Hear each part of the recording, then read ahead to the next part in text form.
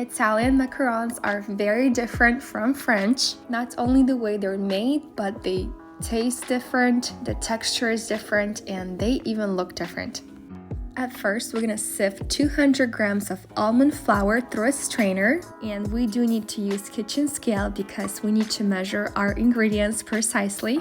Any larger pieces that can't go through, we're gonna simply discard them. Then sift 200 grams of powdered sugar through a strainer. Add 75 grams of egg whites and make sure there's no egg yolk at all. Mix with a silicone spatula just until everything is combined.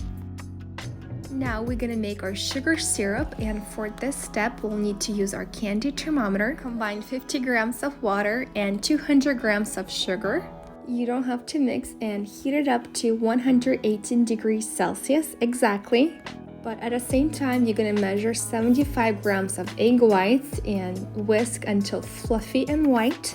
See, I'm doing this at the same time. I'm whisking the egg whites and making the sugar syrup. When it reaches 118 degrees Celsius exactly, slowly pour it into the egg white mixture while mixing it on a medium-high speed. You're gonna mix until soft peaks, don't overmix. And if you touch the bowl with your hands, it shouldn't be hot, it should be warm to touch. Okay, now we're gonna add the egg whites mixture to the almond batter. We're gonna do that in portions, maybe like in 3. At first, it's gonna be a little difficult to mix. It's gonna be stiff, but once you add more, it's gonna get airy and light.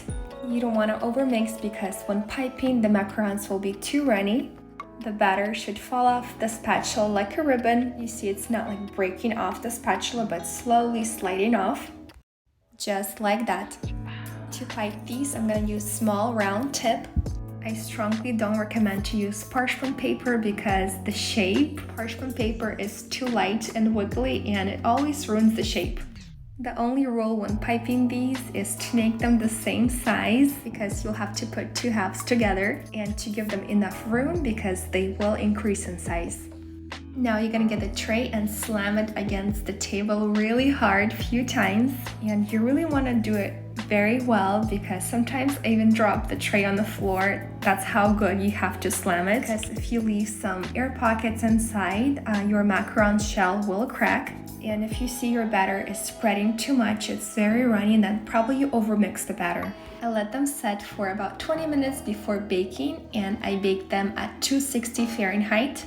Make sure you preheat your oven very well for maybe 30-40 minutes so that way it will bake evenly. I bake them for 22 minutes or sometimes a little longer, and that's how you check if they're done. You're gonna touch them with your finger. If the top slides off the base, then they're not ready. But if they feel stiff, they're not sliding anywhere, then they're done. I'm gonna show you how to make one of the easiest filling ever, and it's actually not as sweet. So you're just gonna combine 1 pack of cream cheese and 1/3 of a cup of condensed milk. Mix until it's smooth and look at the texture. If it's too thick, then add a little more of condensed milk. Find a perfect match for each macaron. Simply fill them with cream cheese filling, but if you want to take an extra step and challenge yourself, then you can find my homemade caramel recipe under this video. It takes no more than 10 minutes to make. Refrigerate them for at least 12 hours, but they taste the best on the second day. I mean, just look how good this is. I still want to know which one you like better, French or Italian macarons.